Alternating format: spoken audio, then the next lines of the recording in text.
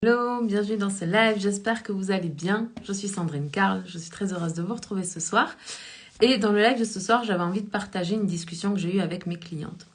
Donc, aujourd'hui, on a échangé sur le fait de plaire à tout le monde. Le fait de lancer une entreprise et en même temps de vouloir plaire à tout le monde. Donc, je vais rentrer dans ce sujet ce soir avec vous.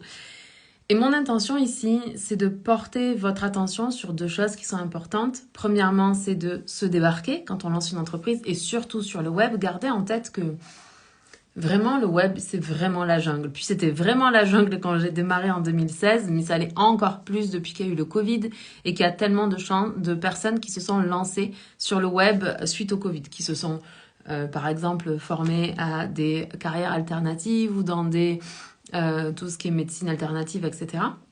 Et qui du coup lancent des business en ligne. Donc, le monde du business en ligne a explosé. Et en ce moment, ce monde-là connaît également une crise. Cette crise, elle est liée justement à cette affluence de personnes qui se sont lancées en même temps. Et donc, on avait une discussion autour de ça. Et la question qui était posée, c'est mais comment faire finalement pour se démarquer? Parce que se démarquer, c'est la clé. Le fait de se démarquer sur le web, de faire des choses que la plupart des gens ne font pas, le fait d'affirmer une personnalité forte, entière, une identité forte, une identité de marque pour votre entreprise, mais aussi une identité personnelle forte. Donc se démarquer, c'est la meilleure façon de pouvoir délivrer notre message. Et encore une fois, c'est pareil. L'idée, c'est d'avoir une identité forte, une personnalité forte, un message qui est fort. Plus vous êtes positionné, plus vous défendez des convictions profondes et plus votre point de vue, il est tranché.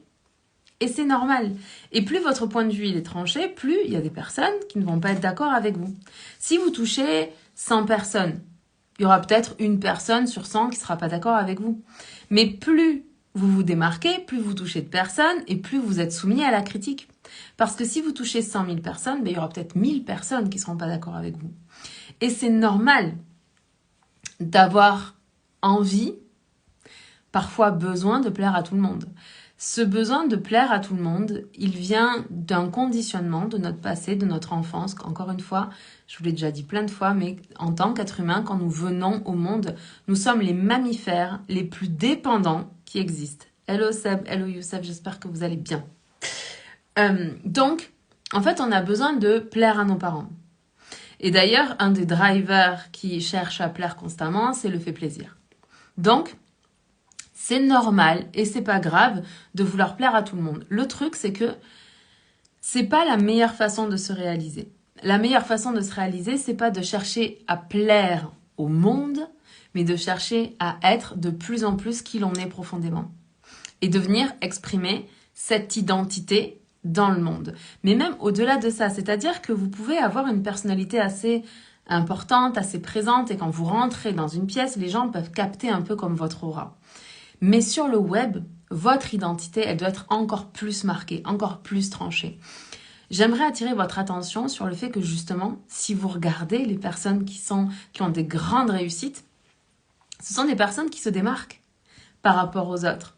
Très souvent, ce que je peux observer, c'est les personnes qui, vous savez, coachent sur Instagram, des choses comme ça, et qui se moquent gentiment des personnes qui ont des templates beige.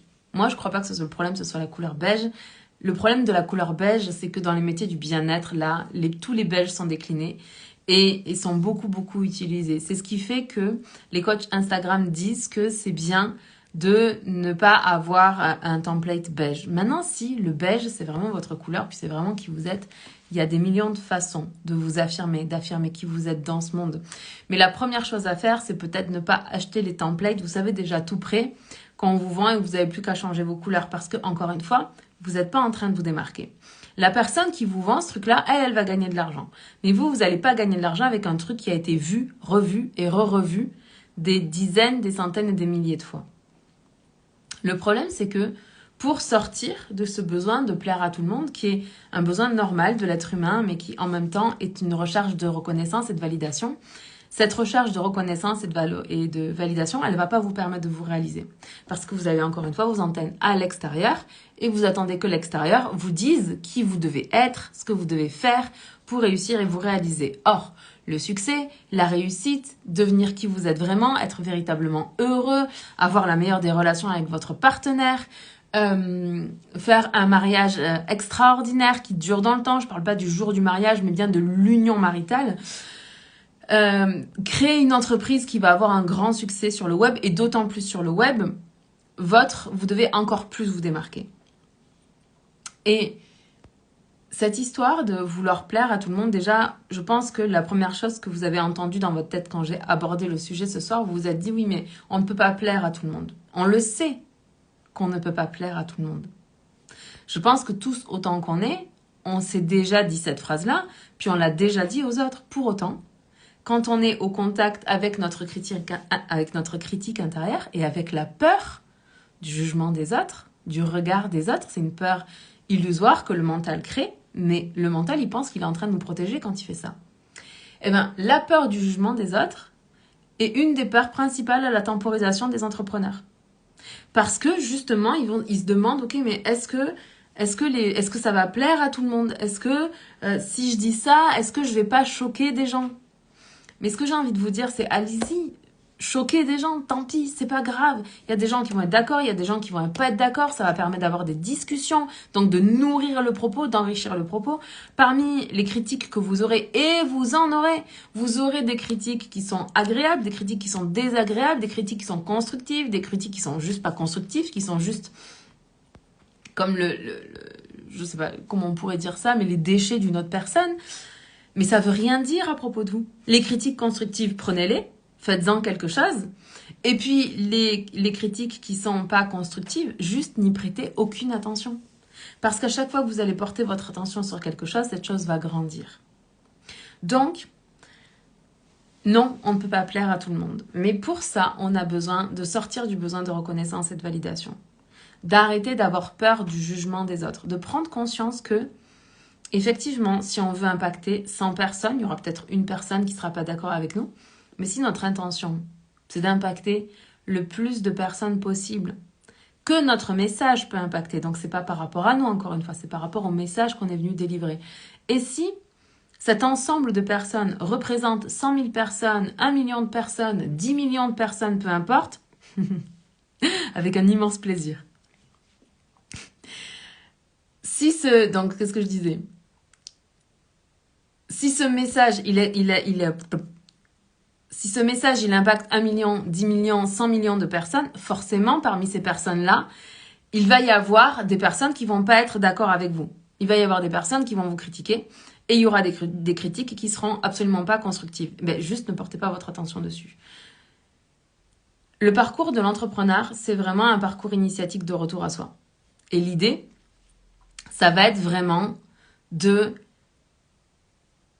passez à travers toutes les peurs que vous allez rencontrer. Vous allez rencontrer la peur de l'échec, vous allez rencontrer la peur du succès, vous allez rencontrer la peur de ne pas prendre la bonne décision.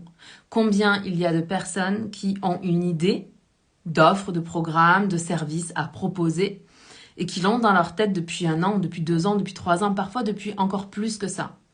La vérité à propos de ça, c'est juste... La vérité à propos de ça, c'est juste que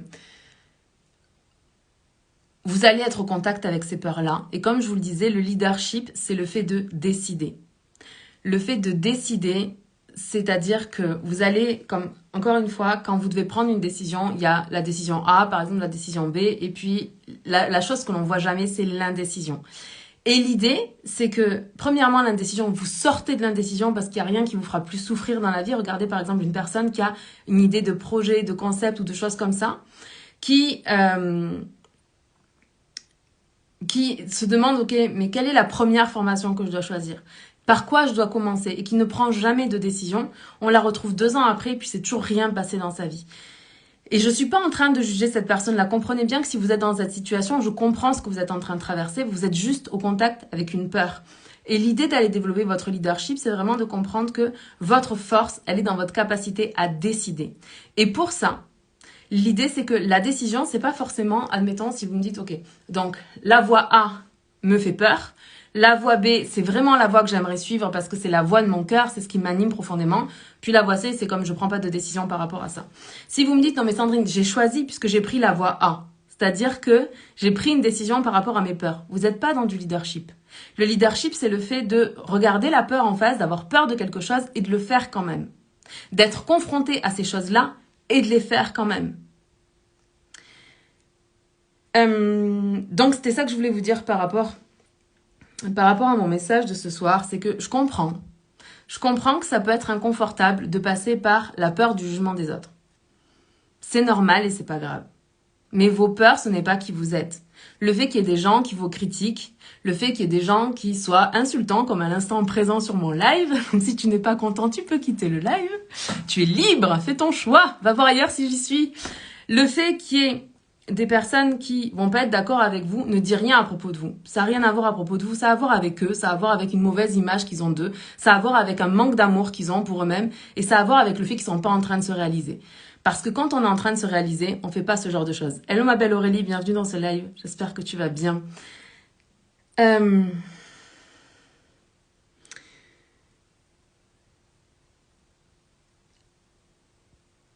Je regarde un petit peu si j'avais pris des notes. Ouais, le dernier message que je voulais vous apporter dans le live de ce soir, pour vous permettre de sortir de ce besoin ou de cette peur de... comment on appelle ? Ce besoin de cette peur de plaire à tout le monde. L'idée, c'est vraiment que vous puissiez prendre conscience que plus votre entreprise elle va se développer, plus vous allez impacter de personnes et plus vous risquez d'attirer des personnes qui vont vous critiquer ou qui vont avoir des comportements complètement déplacés. Mais ça, vous vous en foutez complètement. C'est comme, ça n'a juste aucune importance. Ce sur quoi vous devez vous concentrer, c'est sur délivrer votre message, le message que vous avez à passer au monde, sur qui vous êtes profondément et d'affirmer, d'assumer complètement qui vous êtes pleinement.